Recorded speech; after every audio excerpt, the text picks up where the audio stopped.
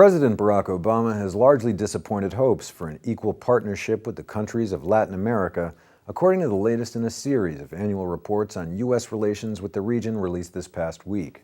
The report, by three U.S. groups with close ties to non-governmental organizations in the region, found that the administration's military base agreement with Colombia, its equivocal response to the military coup d'etat in Honduras, and its failure to move more quickly to normalize relations with Cuba have been among the chief reasons for growing disillusionment.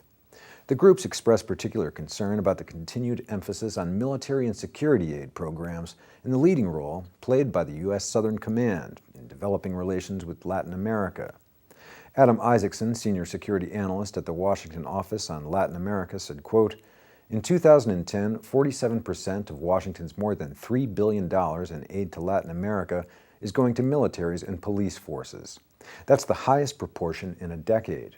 Add to that the new military basing agreement signed last October with Colombia, and the main face that most of the region is seeing from the Obama administration is a military one." The report also recommends that U.S. policymakers make it clear that Washington cares as much about the protection of human rights in countries perceived as close partners, notably Colombia and Mexico, which together receive the vast majority of U.S. military aid to the region. It says, quote, "The refusal to use conditions attached to military aid to Colombia and Mexico signaled to human rights groups that the United States would continue turning a blind eye to its closest allies' abuses."